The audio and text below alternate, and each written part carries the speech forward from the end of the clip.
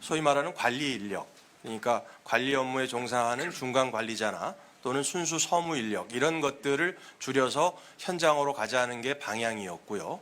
그 방향에 있어서 지적 주신 대로 물론 지구대 파출소의 그 인원을 나눠주는 게 어떻게 보면 이 계획하는 입장에서는 제일 쉽습니다. 그러나 국민 기준으로 봤을 때 어떤 것이 과연 체감 치안이 높아질 수 있는 것이냐 하는 고민을 했고요.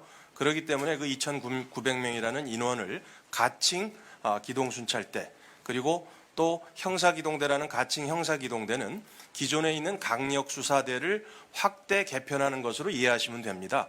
이것을 일선 경찰서에 있는 강력팀 인력을 일부 빼고 강수대라는 이름이 없어지기 때문에 수사력이 약화되는 것이 아니냐 이렇게 지적을 하시지만 기존에 하던 강력수사대의 역할을 그대로 하면서 오히려 형사가 특별 예방 활동도 하면서 조직범죄, 집단범죄 또는 범죄에 취약한 그런 상황에 탄력적으로 운영할 수 있는 인력을 운영함으로써 더 현장을 튼튼히 하자는 그런 취지입니다.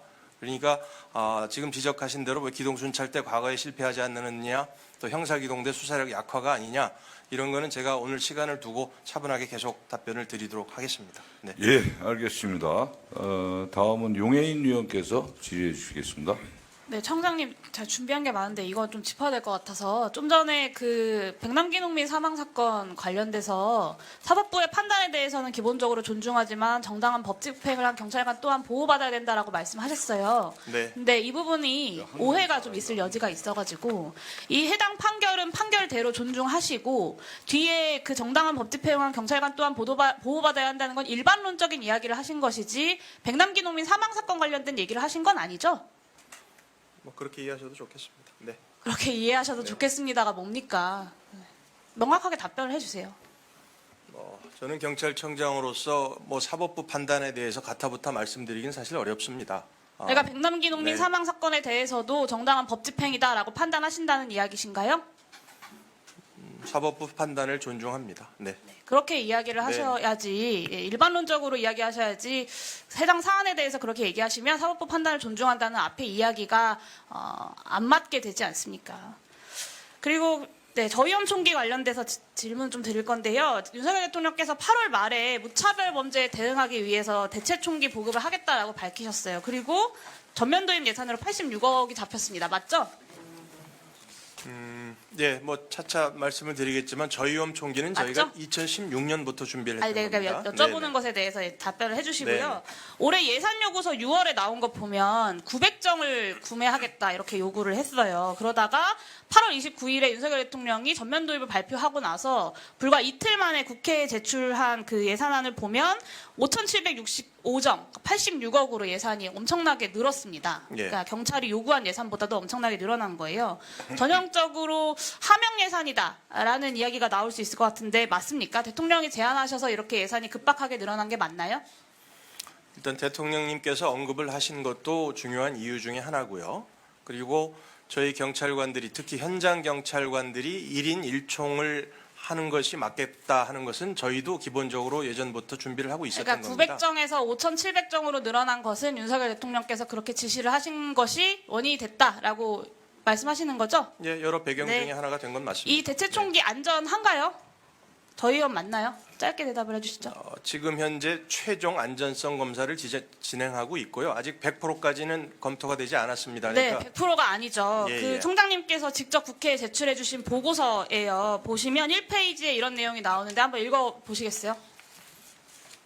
큰 글씨는 제가 읽을 수 있는데 그거 말씀하시나요? 네네. 네네. 저희 대체 총기와 같은 장비는 국내외를 막론하고 공식적인 검증 방안이 부재한 실정이다. 네, 그렇습니다. 그리고 더 나아가서 사실 대체 총기가 위험하다라는 내용도 있었어요. 그러니까 의도치 않은 살상이 일어나는 에너지 밀도를 초과하는 내용도 있었고 돼지 뒷다리 넘겨주세요. 돼지 뒷다리 관통 시험에서 7.5cm 이상의 관통 깊이가 측정됐다라는 내용도 있었습니다. 그러니까 돼지 뒷다리에서 7.5cm 관통되면 인체에서도 사실 그 정도 관통이 가능하다는 얘기고 주요 뭐 혈관이나 뼈는 물론이고 신경까지 손상될 수 있는 깊이잖아요.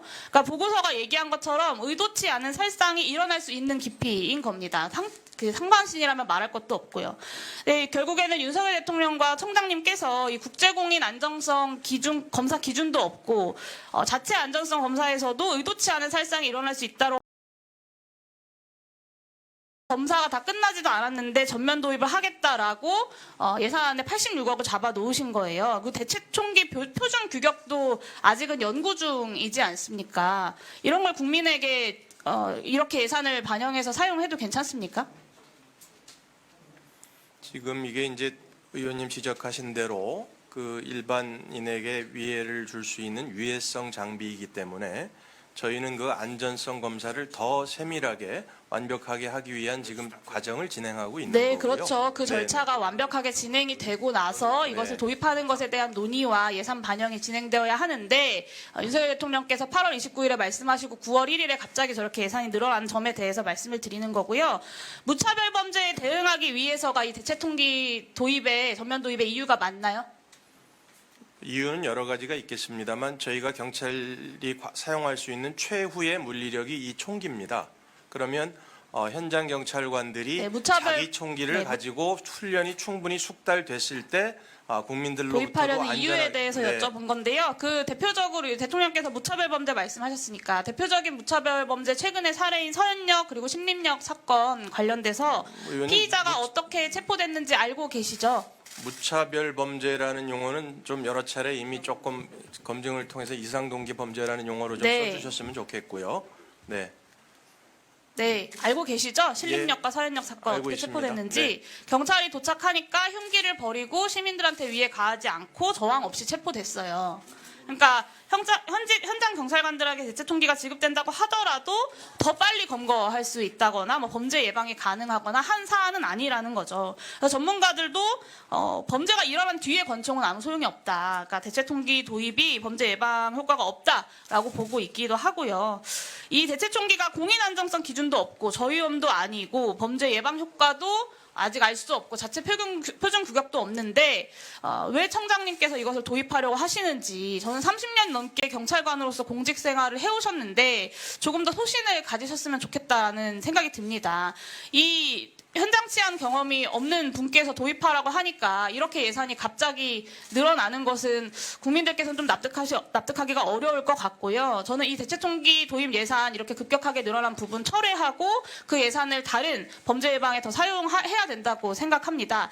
이번 국정감사가 끝이 아니고 예산심의 과정에서도 이 전면 도입 예산 철회할 수 있도록 의견을 계속해서 개진하겠다라는 말씀을 드리고요. 짧게 그 물리력 사용 관련돼서 질문 드릴 건데요. 5월 말에 전남 광양에서 경찰봉으로 머리를 수차례 내려치는 일이 발생했습니다. 그리고 청장님 취임 이후에 과도한 물리력 행사가 계속해서 등장하고 있는데요. 경찰의 물리력 행사로 실명한 국민이 올해도 있었고 헤드락을 걸어서 60대 남성이 뇌손상을 입은 일도 있었습니다. 알고 계시죠? 네, 모르시나요? 알고 있습니다. 네, 이거 공식적으로 평가하고 계신가요, 경찰에서? 물리력 행사 적절했는지 공식적 평가하고 계십니까? 지난번 행안위에서도 말씀드렸듯이 광양 사례 같은 경우는 아니요, 그 네. 공식적으로 평가하고 계시. 네. 네, 그렇게 하겠습니다. 네, 답변을 좀 드리겠까요? 네.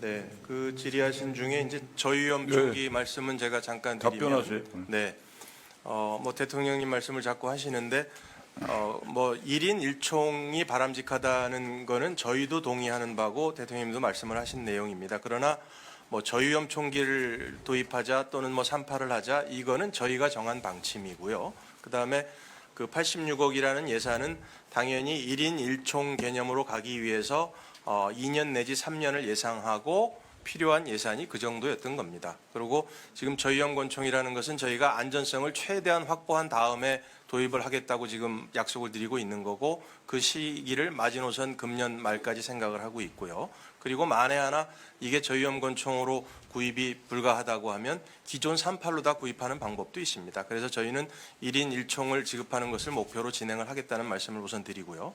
그다음에 광양을 포함한 그 물리력 사용에 대해서는 저희는 그때 당시 상황의 불법 상황을 해소하기 위한 그때 당시 근무 경찰관의 정당한 공권력 행사였다 이렇게 생각하고 있습니다. 네.